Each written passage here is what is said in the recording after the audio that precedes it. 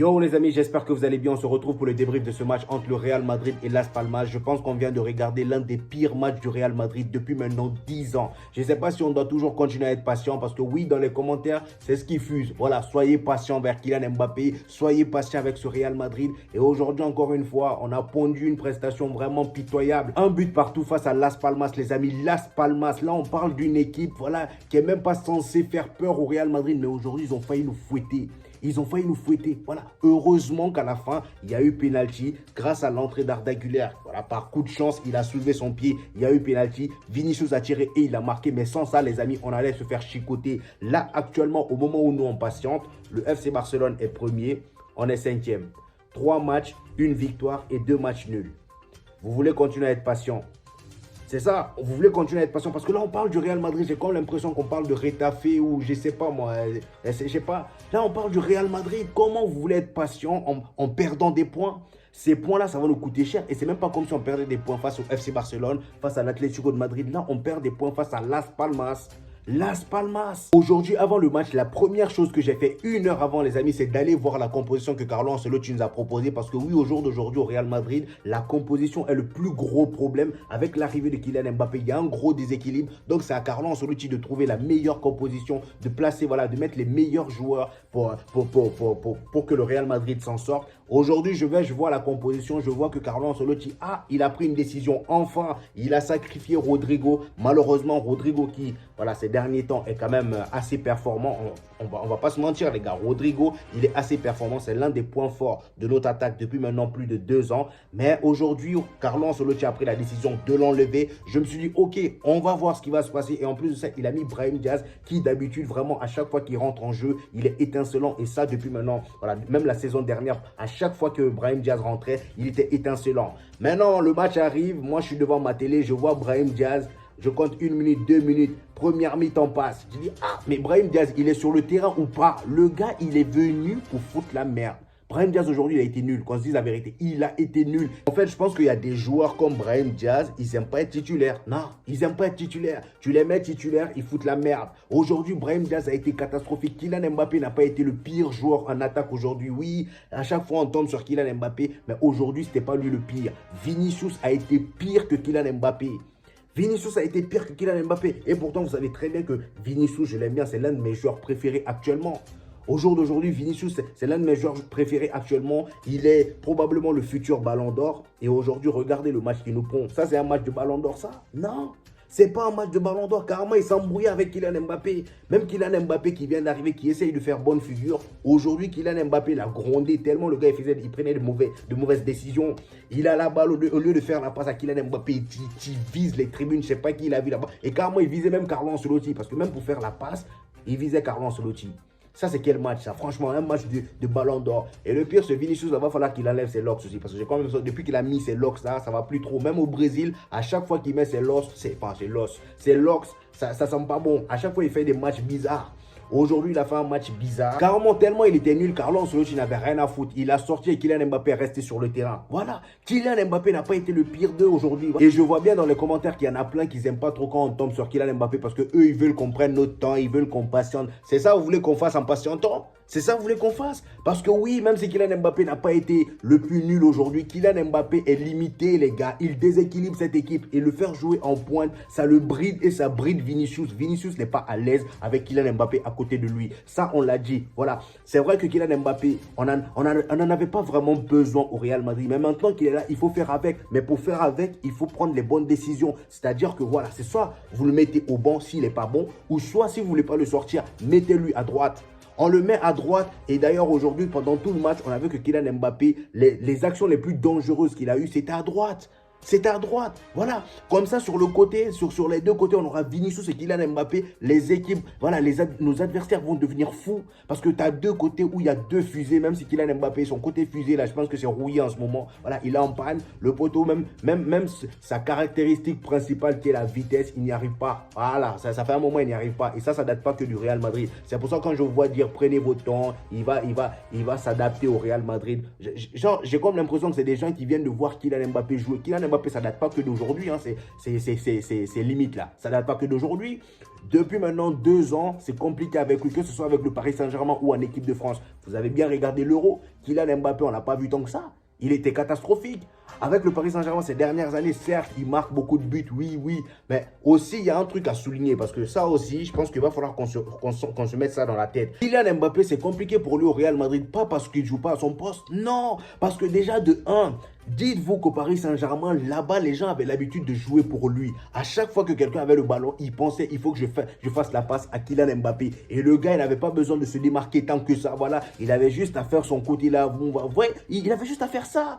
Et maintenant, aujourd'hui, il se retrouve dans une équipe où de 1, voilà, quand les gens ont le ballon, ses amis ont le ballon, ils ne pensent pas directement, il faut que je fasse la passe à Kylian Mbappé. Il y a plusieurs joueurs à qui on peut faire la passe. Là, c'est une équipe collective. C'est le Real Madrid. Tu viens dans une équipe où tout le monde est chaud, tout le monde est fort, c'est pas toi le boss de l'équipe, c'est pas le Paris Saint-Germain. Voilà. Et en plus de ça, en 2-2, voilà, 2-2, sachant qu'au Paris Saint-Germain, il n'avait pas à faire voilà, trop de déplacements, essayer de se démarquer pour essayer de trouver là-bas. Là, maintenant, au Real Madrid, il doit faire ça, chose qu'il n'a pas l'habitude de faire. Et en plus de ça, on le force à jouer à un poste qui n'est pas le sien.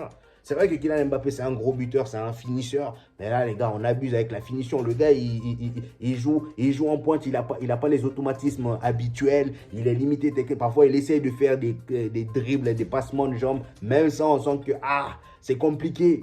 C'est compliqué. Franchement, donc moi je pense que là, au bout d'un moment, vu que Carlo Ancelotti ne veut vraiment pas le toucher dans l'effectif, ils se disent que c'est Kylian Mbappé, on ne doit pas le toucher, bah mettez-lui à droite alors, c'est mieux, mettez-lui à droite. Et comme ça, Rodrigo joue en pointe, voilà. Et d'ailleurs, en parlant de Rodrigo, ça va nous permettre de passer directement à Rodrigo, parce que oui, Rodrigo, même s'il n'a pas été titulaire aujourd'hui, j'ai envie qu'on parle de Rodrigo, les gars. Il faut mettre du respect sur cet homme-là, parce qu'on a l'habitude de critiquer Rodrigo de temps en temps, voilà. C'est lui le joueur facilement sacrifiable, parce que quand Kylian Mbappé est arrivé, et bien avant son arrivée, on disait que Rodrigo allait être le joueur qu'on allait sacrifier. Et ce match face à Las Palmas nous a montré l'importance de Rodrigo, les gars. Brahim Diaz, qui a tout le temps l'habitude de nous impressionner quand il rentre en jeu, aujourd'hui, il a été titulaire, il s'est chié dessus. Voilà, le poteau, il a été nul comme pas possible. Je suis désolé, Brahim Diaz, je t'aime bien, mais aujourd'hui, vraiment, tu n'étais pas au niveau. Comme par hasard, Rodrigo rentre à la mi-temps. Voilà, le gars, il est tranquille, il joue bien, même si oui, il n'a pas fait de différence. Mais franchement, c'était mieux que Brahim Diaz.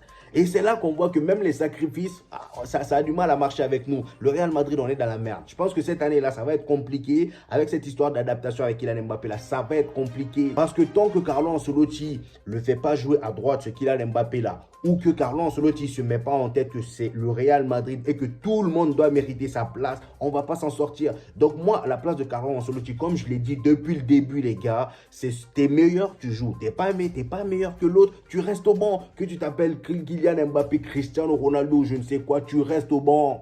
Tu restes au banc. Voilà, tout le monde a coûté cher. C'est ce que je vous ai dit dans ma précédente vidéo. Tout le monde a coûté cher. Tout le monde est fort. Tout le monde est prometteur. Tout le monde veut être ballon d'or. Tout le monde. Voilà. T'es bon, tu joues. Tu n'es pas bon, tu restes au banc. Et même lui, il a une fois dit à ses débuts au Paris Saint-Germain ou à Monaco, là, voilà, me parle pas d'âge. Si tu es fort, tu joues. Si tu n'es pas fort, tu restes au banc ou tu es remplaçant, je ne sais quoi. Il avait déjà dit ça. Donc, appliquez ça sur lui. Il va se réveiller un peu. Parce que là, j'ai comme l'impression qu'on a besoin de le penser un peu. Parce que tant qu'on continue comme ça, on ne va pas s'en sortir. C'est pas en le faisant jouer tout le temps en pointe qu'il va s'en sortir. Hein. Non. On a beau le faire jouer comme ça là, pendant 10 matchs, 20 matchs, ça va être la même chose. Vinicius de 1, on n'aura pas notre Vinicius à 100%.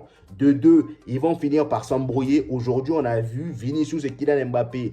Hein, ça ne coulait pas. Kylian Mbappé, à chaque fois que Vinicius faisait de mauvaises actions, il était là. Fais-moi la passe, fais-moi la passe, fais-moi la passe. C'est vrai que oui, Kylian Mbappé avait raison sur ce coup-là parce que Vinicius prenait vraiment de mauvaises décisions. Mais au bout d'un moment, les deux là, ça ne va pas aller. Ça ne va pas aller. Deux grosses têtes dans la même équipe, on pensait vraiment que ça va aller. Ça c'était dans nos têtes, on se disait, ouais, voilà, les grands joueurs s'entendent toujours. Je vous ai dit, Mobutu, pour l'instant, il fait le timide. Attendez seulement que ce gars-là commence à mieux jouer que Vinicius. Il commence vraiment à s'imposer au Real Madrid. Je pense que, voilà, il va prendre le dessus sur Vinicius. Il va prendre le dessus sur Vinicius. D'ailleurs, il y a juste à voir hein, sur TikTok, il y a déjà des Madrilènes qui commencent à mal parler de Vinicius alors que c'est juste aujourd'hui que le gars il a fait un mauvais match. C'est vrai que le match précédent il a été moyen aussi. Mais vraiment, là on commence déjà à voir le visage des gens. Vous voyez ce que je veux dire? Ça va être compliqué. Et ce Vinicius là, c'est bien beau de parler dans tes documentaires, tes interviews à Kylian Mbappé. Vraiment, voilà, j'avais hâte de jouer avec lui. Carrément, c'est lui qui avait milité pour que Kylian Mbappé vienne. Carrément, c'était lui l'agent. Maintenant que Kylian Mbappé est là, tu nous fais croire dans tes interviews interview, pardon, que voilà, tu t'entends en gros avec Kylian Mbappé et sur le terrain, vous êtes là, vous vous entendez pas, le gars il te gronde. C'est compliqué, faut tout faire sur le terrain et arrête de parler en dehors du terrain, c'est mieux. Voilà, comme ça quand le ballon d'or là vient, tu prends ton ballon d'or et tu te reconcentres, t'enlèves tes locks, voilà, comme ça tu redeviens le Vinicius qu'on a connu la saison dernière. Hein? En espérant que Carlo Ancelotti change des choses. Et d'ailleurs, ce Carlo Ancelotti là, en conférence de presse après le match, il a fait comprendre, il a dit clairement, la faute c'est moi. En gros, c'est lui, l'erreur, c'est lui le fautif de ce match nul, c'est lui le fautif. Parce que oui, les gars, là, on n'a plus le temps de patienter. Voilà, vos histoires, il faut prendre votre temps. Non, ouais, on prend notre temps, on est là, on perd des points, on est cinquième. Le Barça est déjà premier. Hein? Et en plus de ça, j'ai remarqué depuis le match précédent du Real Madrid que le Real, en termes de pressing, on devient très affaibli. Aujourd'hui, carrément, Las Palmas, ils étaient libres. On n'était jamais sur le porteur du ballon. Voilà, ils avaient le ballon. J'ai comme l'impression qu'on a peur de monter sur eux. Et c'est pour ça que Las Palmas, carrément, ils jouaient. J'avais l'impression que c'était Barça 2012. Voilà, ça combinait la balle comme ça. Regardez le but qu'ils nous ont marqué. Ah, c'est un beau but. C'est un beau but. Et le pire, c'est que ça part d'une balle perdue par Militao. Voilà, ils combinent entre eux. Et le gars, il part, il marque un superbe but. Ça, sans pression en plus de ça. On presse pas. Franchement, on presse pas. Le milieu, on est déséquilibré. Tchouaméni, c'est vrai que défensivement, il fait le boulot, il récupère le ballon. Ça, c'est très bien, Tchouaméni. Aujourd'hui, Tchouaméni, en vrai, je ne vais pas le cracher dessus parce qu'il a fait le boulot défensivement. Il a fait un bon boulot défensivement. Mais après, niveau qualité, c'est pas trop ça encore, hein, Tchouaméni. Franchement, je pense que là, j'ai hâte que Camavinga revienne. Mais à part ça, les gars, au milieu, on a un Modric aussi. Ça se voit que le gars, il vieillit. Modric, il est assez moyen ces derniers temps. Il vieillit de plus en plus. Là, on ne peut pas l'en vouloir parce qu'il a déjà donné pendant les... Voilà, ça fait combien de temps il est au Real Madrid? Il a déjà prouvé, il n'a rien à prouver maintenant. Mais bon, pour le moment, vu qu'il n'a rien à prouver, mettez-lui un peu sur le banc et mettez-nous des gens qui ont quelque chose à prouver. Parce que bon, s'il faut continuer comme ça, on ne va pas s'en sortir. Et qui d'autre? Voilà, il n'y a que Valverde et moi. Ah, lui, de toute façon, il n'y a pas un match où il ne prouve pas. C'est comme Jude Bellingham. C'est des joueurs qui carburent, qui sont partout. Voilà, ils se battent. Valverde aujourd'hui, impeccable. Voilà, il n'y a rien à dire sur lui. La défense, Rudiger, il a fait son match. Militao aussi, même si bon, je trouvais quand même que Las Palmas avait une facilité à rentrer dans notre surface. Voilà. Et en même temps, j'ai envie de dire, ça revient à ce que j'ai dit tout à l'heure. Voilà, il n'y a pas de pressing. Donc, ils avaient une facilité à rentrer dans notre surface. Enfin, c'est clair et net. Bref, en tout cas, j'espère qu'au prochain match, Carlo Ancelotti va faire le nécessaire vraiment pour remédier à cette histoire de Kylian Mbappé en attaque. Fais le jeu à droite. On va essayer ça aussi. Parce que là, depuis le début, tu essayes des choses autour de Kylian Mbappé. Mais ça ne fonctionne pas. Fais le jeu à droite un peu. Et comme ça, tu mets un Hendrick en pointe. Et en plus de ça, aujourd'hui, Hendrick n'a pas beaucoup joué. Tu le mets en pointe. Voilà, ou tu mets Rodrigo en pointe. Même Rodrigo en pointe. Parce que respectons Rodrigo maintenant. Ça y est, voilà, on fait des sacrifices en enlevant Rodrigo. On voit que le sacrifice ne marche pas. C'est quoi ça? Mettons Rodrigo à gauche, Vinicius à droite, Kylian Mbappé. Et on essaye comme ça. Parce que je pense que si Kylian Mbappé joue à droite, il aura beaucoup de mal à dézonner pour aller sur son côté gauche. Parce que oui, il est tout le temps attiré par ce côté gauche là, vu que c'est son poste de prédilection. Comme ça, il joue à droite. Voilà, il reste sur son côté droit là. Et Rodrigo, il continue à permuter avec son Vinicius. Vu que les deux ont l'habitude de permuter depuis la saison dernière, ils se comprennent. Voilà, ils ne sont pas là à se marcher dessus, à mal se parler, à demander le ballon, à tout va. Voilà, comme ça au moins chacun reste à son poste. Ou tu reviens au 4-4-2 losange, mais 4-4-2 losange là, ça va être compliqué sans Jude Bellingham et Camavinga. Voilà, je pense que là, Carlo Ancelotti, il attend que le retour de ces deux là pour remettre le 4-4-2 losange. J'espère, parce que Carlo Ancelotti, on ne sait jamais.